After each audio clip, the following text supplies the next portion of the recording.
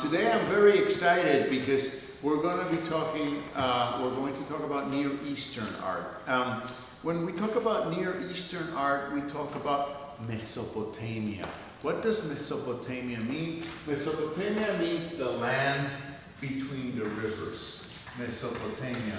And the land between the rivers, okay, yeah. The land between the rivers are the Tigris and Euphrates River in what is called the Fertile Crescent in Iraq. All right, what is now Iraq. And it's kind of like these two rivers coming together like that. It's rich in the middle, like a lot of vegetation grows. Some people say that might have been the Garden of Eden of the Hebrew Bible, okay? Because the Hebrews were some of the people that would traipse in and out of that area. There were many people actually going in and out of that area. So contrary to Egypt, that's like all the time. There's war going on. War to the east, war to the west, north and south of the Fertile Crescent is invasion after invasion. Now it's yours, now it's mine. Get out, you know. And that creates a very dynamic society. Very violent, probably tough, but also very dynamic. A lot of ideas are constantly moving in that area. And basically, we're going to start, the first people that we're really going to talk about are, they invented beer. That's why we're going to start with them. And they're the Sumerians. So because beer is the foundational drink of our millennium, we need to talk about the Sumerians. Now, the Sumerians, they're probably arrived around 4,000 before Christ. I mean, it's always fascinating. Like, people just don't come from the earth, except maybe from Africa way back in the day. Like, people are always coming from somewhere else. We're all immigrants of some way, shape, or form. And 4,000 years ago, the people we call the Sumerians today, the inventors of beer, they arrived at the area we know as the Fertile Crescent, and they are also historic. So they go mano a mano with Egypt because the Sumerians came up with their own writing, a writing called cuneiform, okay? And they set up their city, called Sumer.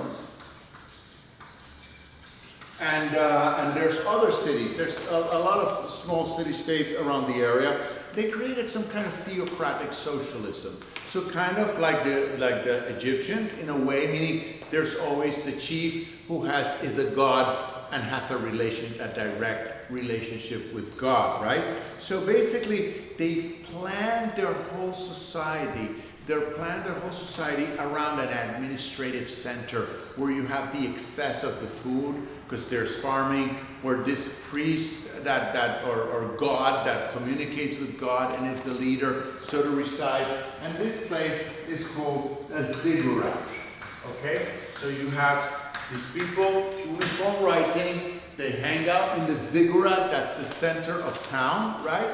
And you can imagine writing was invented to keep us all paying bills. Nothing has changed. Your credit card bill arrives because it is recorded that you have taken this credit. Why do you think cuneiform was invented? Oh, you took 2 things of olive oil last week, you know, and now you need some olives. And yes, you're going to borrow some rope. That's the beginning of writing, you know, this recording and potentially the recording of goods, right? Of goods that are developed with toil. So we have this, you know, we have this ziggurat. I'm going to show you here a ziggurat. And you know, and the ziggurat, the central part of the ziggurat is called the cella or cella, you know, and the cella is still used in our language. That's like the cellar, maybe the basement of the house, the first thing you construct before you build a house. So the central part of the ziggurat is called the cella. And basically, this is the ziggurat of King Ur-Nammu, okay? Look at the ziggurat of King Ur-Nammu. We have pictures of it. And, you know, when we leave architecture, you know, just like we did the pyramids, here we do the ziggurat. Let's go to the sculpture. We established that the Egyptians are the first portrait sculptors. So not only do they create the column, which is like we associate with the Greeks, but they also create the portraits that we associate with the Romans and the busts and all that. And here in the Near East, here in Sumer or Ur or any of the cities of the Fertile Crescent, you have these sculptures and they're different. So in Egypt, they're massive, they're strong, like really, really powerful figures. Here, what you notice in these sculptures is there's a very insistent stare. There's this look. They have these big eyes and they're looking at you. And here, take a look at this stare. Also, you think Disney is new?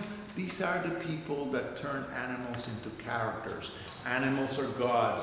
Animals are represented all over, and they're also made human, like Mickey Mouse, like Donald Duck. So you have the beginning of making animals into human characters, okay? And here's the royal standard of Ur. I'm going to show you the royal standard of Ur. And basically, we have also a very specific type. When you look at this, this is a type that we associate with Mediterranean. All these guys have beards. I mean, big beards, curly, heavy beards.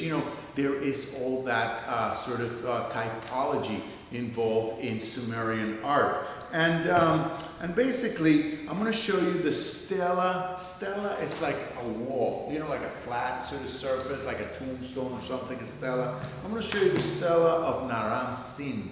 And the Stella of Naram Sin is curiously at one of those triumphant war scenes, kind of redolent of King Narmer's palette. So let's look at that and think a little bit about this one and the Egyptian counterpart, right? You see the victory, you see that the victor, Naram Sin, is also bigger than the little army soldiers, but you also see, does this have more or less movement than the Egyptian stela, right? Or the Egyptian palette. Why? Maybe because Egypt is stiller, is desert, because this is this is like some kind of crossroads, right? So more people. So this one has more movement. And basically, when we talk about the Sumerians, when we talk about the Near East, you're going to remember a city that has been remembered since it started, the city of Babylon. The great city of Babylon was there, and it must have been great. Like New York might be great today, and maybe many years from now people will remember New York City, right? Even when it's over. So there's the great city of Babylon. And in general, I want you to recall one thing. I don't know you, but for fun, I go to the movies, right? And I love it. I sit there, have some popcorn with my girl and my wife, we look at the movie, this and that. And it's all about violence. I'm relaxing, and they're taking this guy, boom, boom, boom. And then they bring out the gun, pistol whip him, then they bring a knife, maybe they torture him a little bit, and afterward, bah! And you see how the body jumps, right? The body jumps from the floor. Look at these scenes I'm going to show you from Near Eastern art. Look at these remarkable episodes showing you action. This is a culture of action. This is the sublimation of violence. This is the great narrative that started then and continues to our days with people like Quentin Tarantino. Take a look at it, read your book. See you next class. Thank you.